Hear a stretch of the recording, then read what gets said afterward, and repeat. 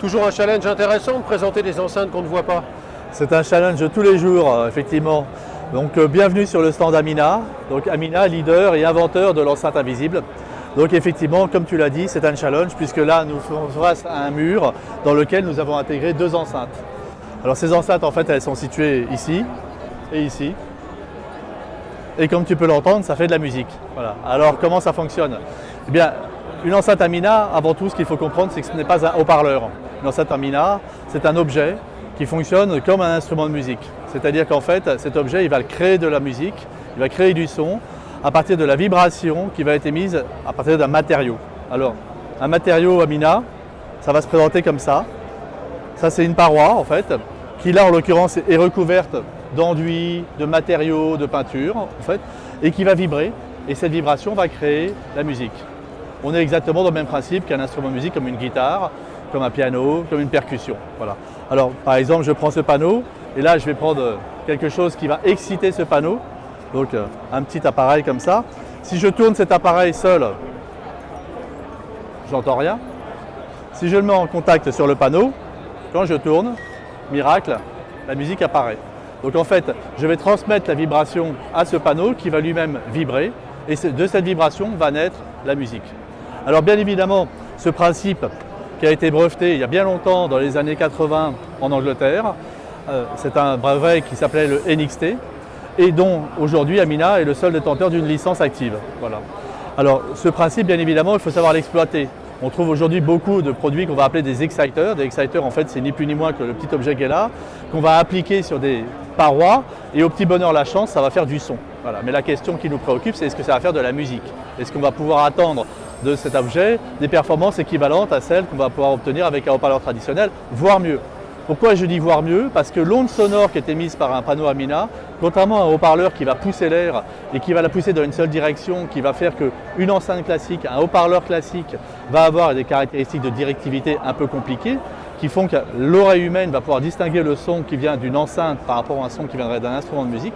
Dans le cadre d'un panneau Amina, en fait, le son est totalement omnidirectionnel, comme l'est le son qui vient d'un instrument. Et globalement, pour la personne qui écoute la musique, on va ressentir un sentiment effectivement de musique beaucoup plus naturel qu'une enceinte. Voilà. Alors, pour autant, si on veut faire qu'une enceinte soit une enceinte et une bonne enceinte, il faut qu'elle soit capable de reproduire, comme tous les haut-parleurs, l'ensemble des fréquences. Alors, dans le cas des enceintes Amina, en fait, on a un challenge, c'est que nos panneaux, en fait, sont des panneaux large bande. C'est-à-dire qu'en aucun cas, on a juste une enceinte qui fait une petite partie du spectre. On a une enceinte qui fait l'intégralité du spectre. Aujourd'hui, Amina est capable de faire des enceintes qui vont de 45 Hz jusqu'à 26 kHz. Donc, c'est pour vous dire, on couvre des bandes de fréquences qui sont comparables à celles d'un haut-parleur classique, avec des rendements qui sont comparables à ceux d'un haut-parleur classique, puisqu'on a des rendements qui varient selon les modèles de 85 dB jusqu'à 90 dB. Donc, on est vraiment dans des cadres de spécification similaires à une enceinte classique, mais avec un impact visuel qui est formidable, puisque donc rien du tout. Voilà. Alors, le rien du tout pouvant être une peinture, pouvant être un papier peint et pouvant être n'importe quel matériau, puisque les enceintes Amina sont designées pour pouvoir fonctionner avec soit une matière très très légère, soit une matière beaucoup plus lourde. Alors c'est là qu'on va trouver une division dans la gamme Amina, puisque la gamme Amina est composée de deux familles d'enceintes. Alors c'est assez facile de les repérer, puisqu'on a des enceintes bleues et des enceintes rouges. Alors là c'est le dos de l'enceinte, puisque bien évidemment ça sera caché dans vos murs. Les deux familles donc. Historiquement parlant, on a la famille Mobius. La famille Mobius, c'est donc une enceinte dont le panneau, en fait, est un panneau extrêmement léger, extrêmement rigide, qui est destiné à recevoir de la matière. C'est-à-dire que ce panneau, je vais le mettre dans un plafond, je vais le mettre dans un mur, et je vais le recouvrir de matière. Je vais le recouvrir de 2 à 3 mm maximum de matière. On essaye de viser 2. Qu'est-ce que ça peut être la matière? Ça peut être de l'enduit de finition, ça peut être du bois, ça peut être n'importe quel matériau, de la pierre, des matériaux synthétiques. Là ici, Amina présente un panel de types de matériaux qu'on utilise classiquement avec les enceintes Amina. Ça va au bois, à des finitions bois qui vont être du stratifié, mais aussi on peut le faire dans le bois massif, à des finitions de tout genre, de type résine, de type Dibond.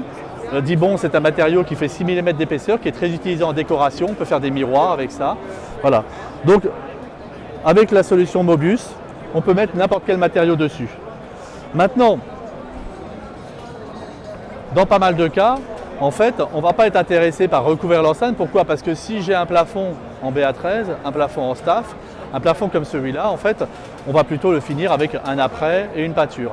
À ce moment-là, je vais utiliser l'autre gamme Amina, la gamme qui s'appelle Edge, qui sont les enceintes pâte en rouge, sur lesquelles effectivement le panneau qui est utilisé devant est un panneau qui est différent, qui est un panneau qui est destiné à être uniquement recouvert d'une peinture ou d'un enduit très très fin.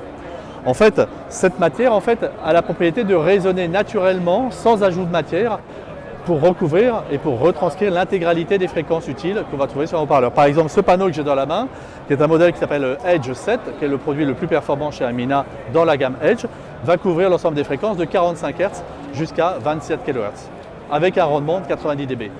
Alors, comment ça s'installe une enceinte Amina? On voit une vidéo qui défile derrière, il y a des vidéos sur Internet, sur YouTube qui défilent, qui l'expliquent, mais comment, globalement, je vais vous le résumer. Eh bien, en fait, je vais faire un trou dans mon mur, peu ou prou de la taille de l'enceinte, en fait quelques millimètres de plus. Je vais disposer l'enceinte avec des des dispositifs de fixation. Il y en a plusieurs types selon la nature du mur qu'on va avoir. Je vais aligner le devant de l'enceinte avec le mur final, donc avec le BA13. Je vais ensuite sceller l'enceinte. Dans cet petit espace ici qui est en creux, je vais mettre une bande de finition qu'on trouve et que l'on met traditionnellement entre deux plaques de BA13. Et ensuite, je vais mettre un enduit fin de lissage par-dessus. Ensuite, une peinture et on ne voit plus rien. Donc ça s'installe très très rapidement. Les intégrateurs professionnels qui utilisent ce genre de système, habituellement comptent une trentaine de minutes en comptant le fait qu'il y a plusieurs étapes puisqu'il y a des temps de séchage, etc.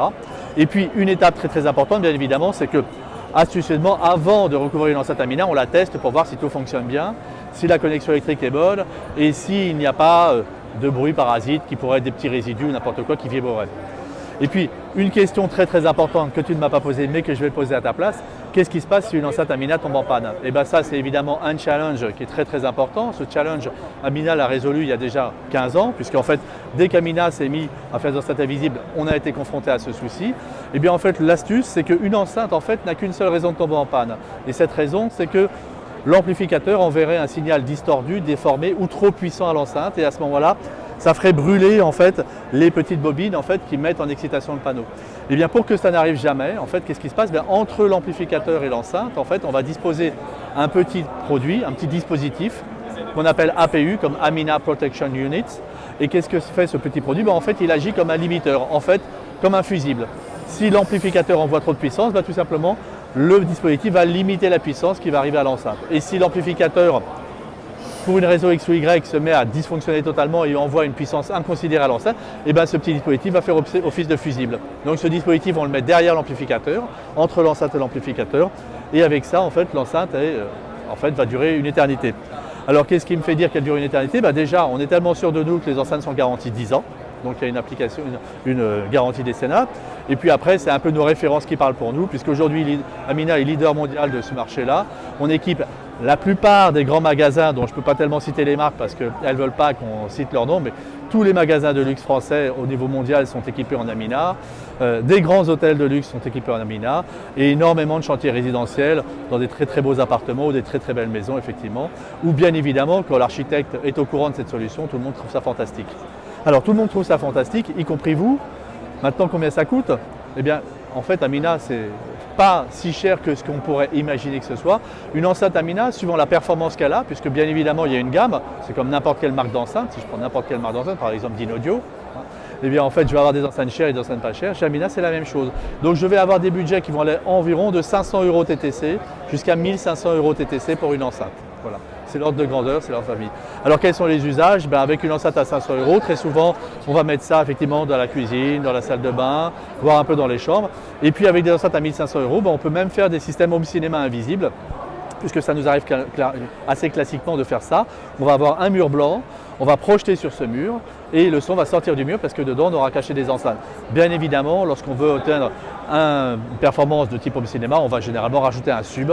Donc on a aussi des subs invisibles dans la gamme de façon à pouvoir rajouter l'infragrave parce qu'il est clair qu'effectivement on ne fait pas l'infragrave, c'est-à-dire en gros on ne fait pas ce qui est en dessous de 50 Hz. Voilà.